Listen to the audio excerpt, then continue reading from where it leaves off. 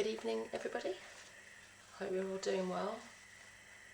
So, I've just published my latest book, which is a translation of Nina Rudnikova's work, The Solar Way.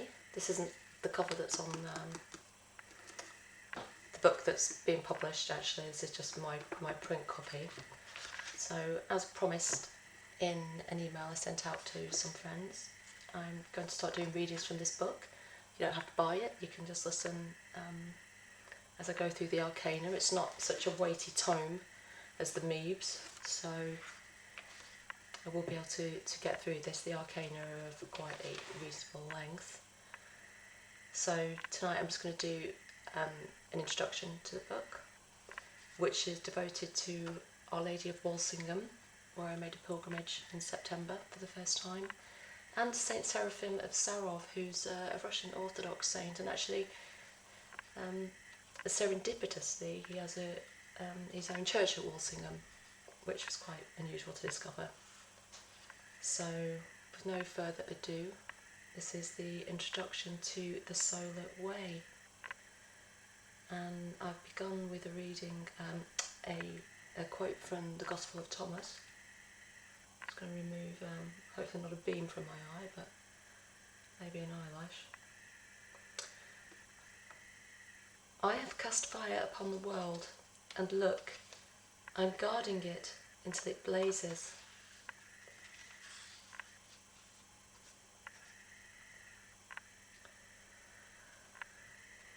Our joy in the acquaintance of Nina Rudnikova, who lived from 1890 to 1940, is a reflection of the wonderful lightness in her work, which radiates with all the fullness of the 19th Arcanum, traditionally called the Sun, and also known as the Great Work, the Philosopher's Gold or Stone, and Synthetic Philosophy.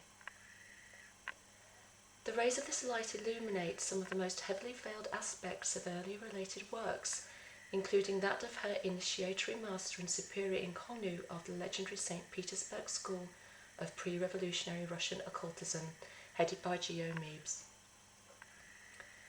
Born in St. Petersburg, Nina Rudnikova graduated from the Bestuzhev Higher Women's Courses, where she received a doctor's degree. She was interested in the occult from an early age, especially the field of Egyptian emeticism, an inclination she shared with other Russian masters. She searched long for her own master, and it might be said that fate led her to the Society for the Study of Tarot Arcana that was headed by Meebs. She quickly became his first inner circle student. Meebs, of course, was a true son of Holy Russia, which in those years produced hundreds of occult groups in St. Petersburg alone, inspired by titans such as Madame Blavatsky, Maharishi Nikolai Rurik, and Rasputin, conditioned by the spiritist groups and empowered by the shamanistic Russian folk soul, which enabled Russia to advance in the field of psychic spying long before the CIA picked up that baton during the Cold War.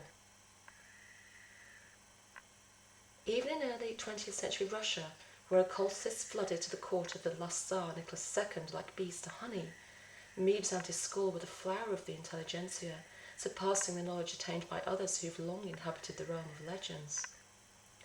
GOM, as he is most usually known, was at the head of the three main branches of the Russian initiating movement: Freemasonry, Martinism, and Rosicrucianism, with the mystery name Butator, named for the angel of mathematics, and a Kabbalistic wisdom which far exceeds that of the other leading lights of the Western mystery tradition. The apartment Meebs shared with his wife Maria Nestorova in St. Petersburg was at the centre of magic circles which sincerely created blueprints for the governance of the world by occult means that were later adopted and subverted by other darker orders in the wake of the Bolshevik Revolution. Nina Rudnikova went on to become a doctor by profession and ultimately one of the fabled White Russian Sisters who worked in spiritual opposition to the dark occult forces unleashed by Bolshevism. Nina escaped the Red Terror in the early days of the revolution and joined the Russian emigre community in Estonia. There she became highly regarded as a healer and teacher of spiritual work, maintaining contact with such illustrious figures as Nicholas and Helena Rurik, with whom she enjoyed a close relationship and fruitful correspondence. She was twice married, first to Gavrila Jelancic, with whom she moved to Tallinn, Estonia in 1919, alongside the retreating Northwestern Army. She divorced him 2 years later and married Baron Andrei Vladimirovich Ixkul. Though her official job was in the editorial office of the newspaper Freedom of Russia throughout the 1930s, Rudnikova also worked in the service of the white emigrant intelligence agencies, developing close ties with its head, Colonel Boris Engelhardt, a former member of the Russian State Duma and commandant of Petrograd during the February Revolution. In 1932, she was instructed by the Russian General Military Union to let herself be recruited by the Soviet intelligence, which she was able to misinform for some time. Already closely connected with the Tallinn Society of Metaphysical Research, in 1937 Nina founded her own spiritual society, Solar Way, for which she asked the Ruriks to send her blessings from the great teachers of the East, which they did by way of a letter that same year. Elena Ivanovna Rurik was highly appreciative of Nina Rudnikova, noting her exceptional intellectual level and deep knowledge. Nina, in turn, was sympathetic to the Rurik's mission, contrary to the opinion of most of the leaders of the Theosophical Society, who were jealous of the new teachings and its heralds. And actually on the published book, there's a Rurik painting, the Mother of the World. A prolific lecturer and disseminator of knowledge, Nina Rudnikova was also a woman of letters, producing several dozen books and articles devoted to various issues of human development. Her most regular publishing channel was the journal Occultism and Yoga. Sorry, I'm going to turn off my email, I always seem to keep that on. Occultism and Yoga, which was published for several decades, first in Europe and then South America. She was also a wonderful poet and writer of spiritual works, but the bulk of her huge manuscript heritage did not get into print and was lost during the Second World War. After the war, one of the issues of the collection Occultism and Yoga, renewed in Asunción, Paraguay in 1960, Book 23, saw the publication of her mystery poem Lazarus, written in Estonia in 1919 to 1921 in collaboration with her first husband. A member of the Revel Literary Circle, her poems and articles about the occult were published in the Tallinn newspaper Dawn, the magazines Clouds and Inner Foreign Land.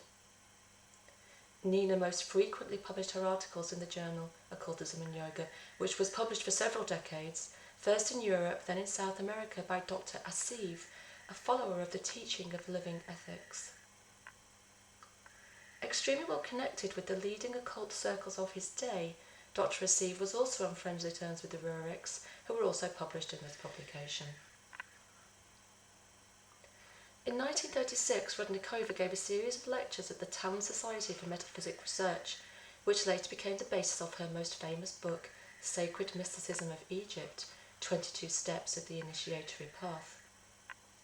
The content of this work, and the present volume, is devoted to the presentation of 22 secrets of the universe, represented by 22 principles and laws, considered both from the macrocosmic, universal, and from the microcosmic human point of view. In its essence and the nature of its presentation, this work treads a middle way between the Holy Book of Thoth by Vladimir Shmakov, which approaches the arcana from a metaphysical philosophical position and uses high mental abstractions, and the teachings of Mebes, which gives a purely occult view and considers the subject mainly in the astral plane with lengthy mathematical expositions. Here, both divine ontology and ethical hermeticism are combined. Mebes presents a lot of previously veiled historical information about the activities of various mystical societies and secret orders, especially with the Templar Association, and this information receives a new esoteric illumination from his pupil, Nina Rudnikova. As a prominent theosophist and one of the most favoured pupils of Mebes, himself at the pinnacle of Russian Freemasonry, Rosicrucian, Templar and Kabbalistic schools, Nina had left the motherland with more than a few worldly possessions and the will to survive. She also carried with her meticulous notes from the lectures Mebes gave to both his outer circle of initiates and the veiled inner circles to which she belonged, the only works of the master which would survive the ruthless intellectual purges of the OGPU, the secret police of the Bolshevik regime. The OGPU caught up with Mebes himself in 1926 in what became known as the case of the Leningrad Freemasons. The master was arrested, accused of being a black magician, and sent to a gulag on the White Sea Islands, where he is believed to have died 4 years later. Nina Rudnikova, therefore, helped ensure the survival of the greatest occult teachings of the modern era, which through her would find their way across Western Europe, where, having escaped Lenin and Stalin, they then survived Hitler, to England, and then across the Atlantic to South America. The Russian community in Estonia was the starting point for this activity, and it is here that Nina, at the spiritual heart of the community, and others working with her, encountered the young Christian Hermeticist Valentin Tomberg and initiated him into all they knew of the great work. Tomberg had a long journey of his own to make, but it would eventually bring him as a refugee to England. After spending several Cold War years working as a translator for the BBC, interpreting and intercepting and interpreting messages from communist Russia, Tomberg took up the baton handed to him by Nina and completed one of the acknowledged spiritual classics of the 20th century, Meditations on the Tarot, a masterpiece of the synthetic philosophy, which brought together the gold and silver threads of Russian occultism, Catholic theology, and Hermetic lore.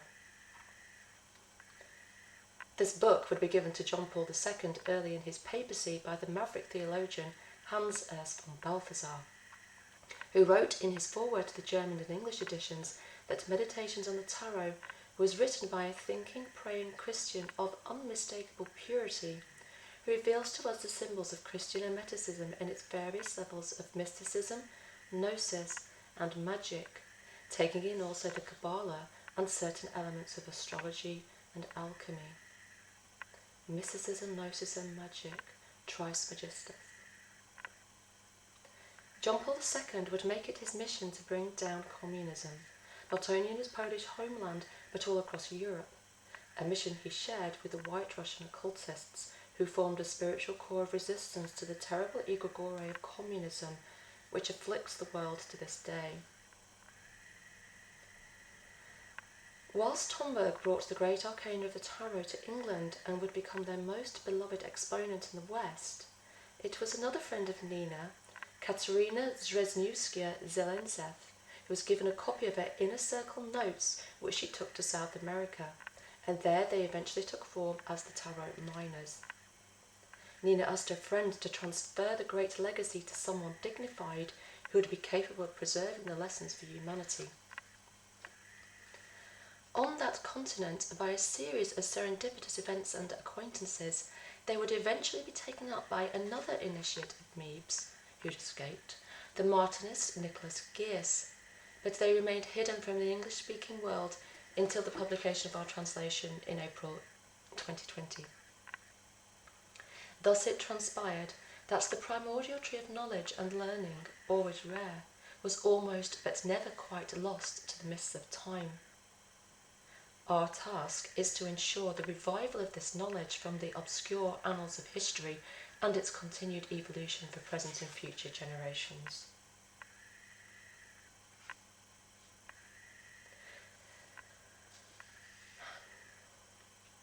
It is titanic human personalities and public figures who are most often thought of as fashioning the grand art of history, conceived in the minds of gurus and genii, forged in the fires of war and revolution. Behind such titans, the kings, queens, popes, emperors, military generals and cultural icons, are enigmatic hidden hands, the unknown masters whose words and deeds had a butterfly effect on the shaping of human culture, links in the chain of a more subtle and secret history. It is this more secret history that is revealed by the works of the White Russian School. the light side of the White Russian Skull. Everything has its dark side. That's for another talk. I just wanted to acknowledge that here because there are two sides to this. Not to Nina, but to the White Russian Skull. Nina Rudnikova's Sorrow Away treads a rough late middle path through the metaphysical and philosophic teachings of Shmakov on the one hand and the astral occultism of Mebes on the other. Her text includes some rather surprising historical information and hitherto unknown details gleaned from mystical societies and secret orders, including the Templars. Like both Shmakov and Mebes, she is a disciple of the wisdom of ancient Egypt, which she sets against the background of new spiritual revelations which came to the world through the Theosophies of Helen Blavatsky and the Agni Yoga of the Ruriks. Like all masterworks of this school, her Solar Way has a decidedly synthetic character which sublimates and synthesises knowledge of key teachings from within the tradition and develops them further with her own unique insights. The special value of this work is in its consideration of the hidden emetic wisdom of ancient Egypt in the context of new spiritual revelations brought to humanity through the aforementioned theosophical teachers. Nina Rudnikova died of liver cancer on July 15th, 1940 in Königsberg in Prussia. And at the head of her book she says, "The ways of God are as diverse as the breath of the sons of men." More to come.